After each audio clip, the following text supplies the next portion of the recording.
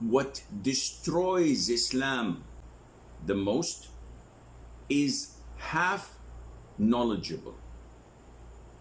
And by half knowledgeable, we mean that a person who is not truly knowledgeable, and at the same time he's not truly ignorant, but he thinks that he is knowledgeable.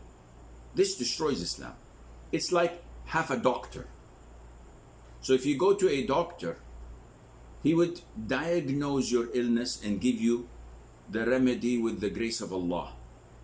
But when you go to a half a doctor, and we have them in our families, among our companions, we talk in gatherings, oh, I have this illness, and then half a doctor comes and says, do you get these symptoms? You have this and that, and you should take this medication or this herb, and do not eat that specific food, and you will be fine. The poor person goes for such a recommendation, ends up getting worse or even dead. With Islam, it's worse.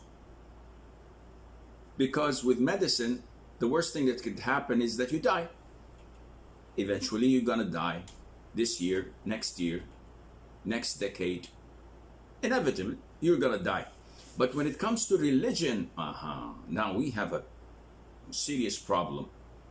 When you have half a knowledgeable person teaching religion and giving fatwas and verdicts without having a predecessor who's knowledgeable, without relaying the knowledge from sources that are authentic and reliable, we have catastrophes. And this is what's happening on the arena. Where does ISIS come from? The non-Islamic state of Iraq and Syria. The non-Islamic, they're not Islamic.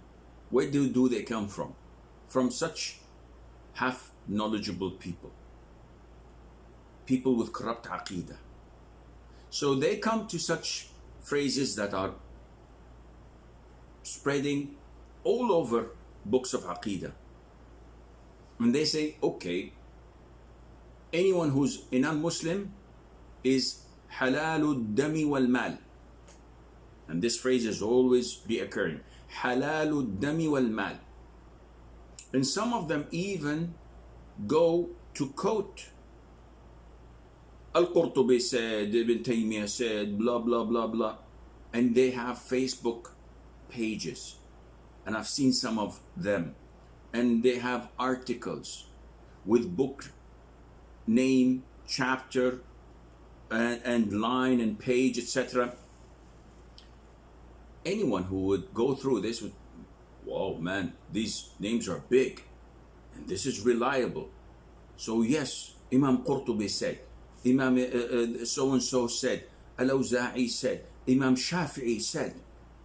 And when you cross-reference and go back to these chapters and to these volumes, you'll find that it was misquoted. So they lied and they took, like when we recite in the Quran, فَوَيْلٌ لِلْمُصَلِّينَ, woe to those who pray. And I stop here. Allah said this in the Quran. So if it's Maghrib time and I quote this ayah to you and said, whoa, I'm running away from hell. If you tell me woe to those who pray, I'm not going to pray, man. If Allah doesn't want me to pray, I'm not going to pray. Why? Because I did not complete the ayah. الَّذِينَ هُمْ عَنْ صَلَاتِهِمْ سَاهُونَ, those who are neglectful over their prayers. Woe to the worshippers, to the people who pray if they are neglectful. But if they're not, then definitely they have paradise waiting for them. Likewise, Allah says, لا تقربوا الصلاة وأنتم سكارى. Do not approach prayer while you are intoxicated, while you are wasted. So if someone says, Allah says in the Quran, look, it's in black and white, do not approach prayer, do not come close to prayer, full stop. This is what's happening here. So the phrase halalud dami wal mal, that his wealth and life is permissible for all to take. If I don't have knowledge and I see this phrase, so anyone who's non-Muslim, I can kill him. I can take his wealth. Why? Because I have no proper knowledge in Islam. If you go to the books of Ahlul Sunnati wal Jama'ah, if you go to the books of Al-Imam al-Shafi'i, Ibn Taymiyyah, Imam Muhammad Abdul Wahhab, all the great scholars of Islam, you will see that they say that a non-Muslim is divided into different types.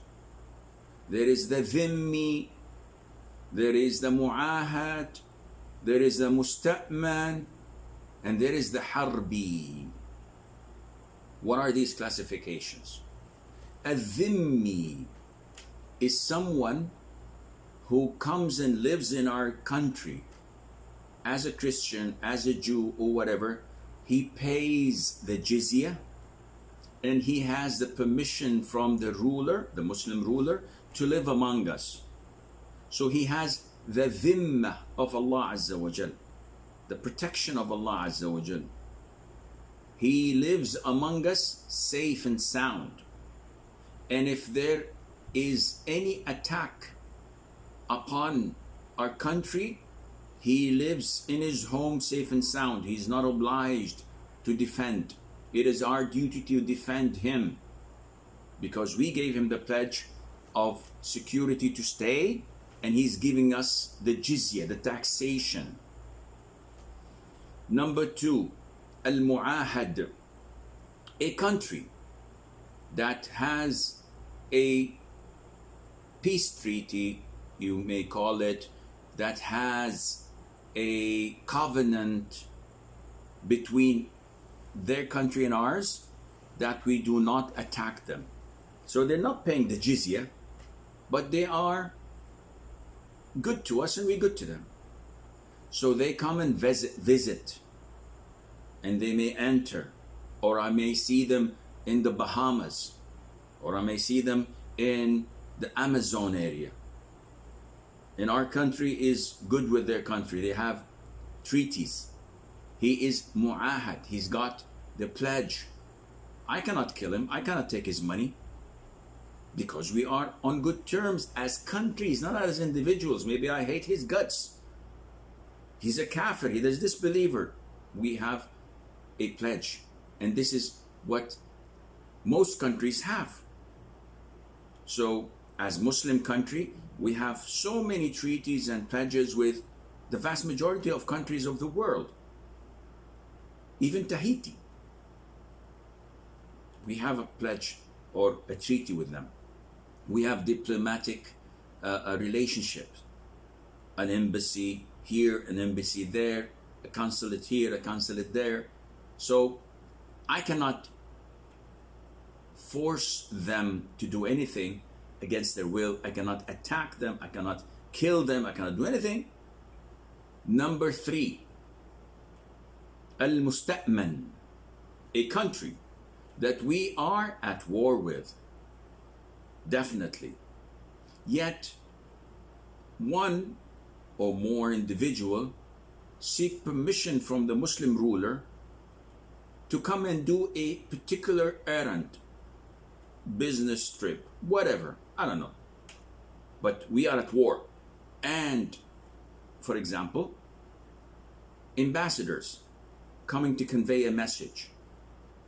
So such a person has a temporary pass to guarantee his safety. So he comes to my country. People cannot simply go and kill him. And if they do, they are sinful and breaking the law and breaking the covenant of my own Muslim ruler, who I am obliged to honor. Yes, but he's my enemy, he's this, he's that. You have no authority. Like when, for example, Abu Sufyan,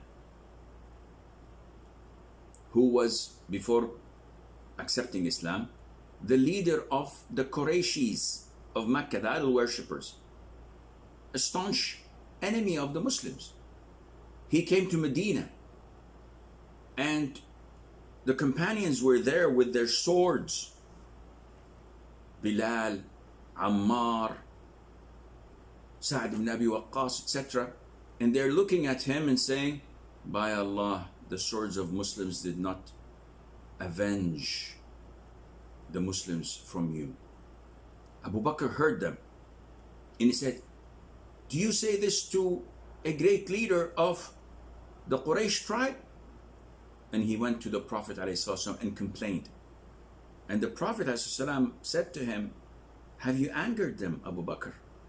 Watch out.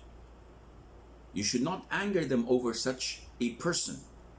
So they did not attack him, though they could have, because they knew that the Prophet ﷺ had given him a pass to come to Medina and to negotiate and to communicate, though he's an enemy and from an enemy country. So these are the three types of disbelievers, the non-Muslims. Dhimmi, living in our country; Mu'ahad, citizen of another country that we have good relationships with; and a Musta'man, someone who's coming from a country that we are at war with, but with a temporary pass. What about the fourth category? The fourth category is that of Al-Harbi. Someone that we are, as Muslims, the whole entire Ummah, is at war with. And we have no covenants with them. We have no pledges. We have no treaties with them. Such a country, the people of such a country are considered to be halal for the Muslims to kill and to take their wealth, because they are our enemies. And one who said, oh, this is barbaric. Is it? So if a Western soldier saw someone from Al-Qaeda or from ISIS in the wilderness or in a desert or whatever, alone, would he kill him or let him go? Definitely it'd kill him. And if he kills him, would anybody condemn him or not? No, it's okay. He's an enemy, combatant. He is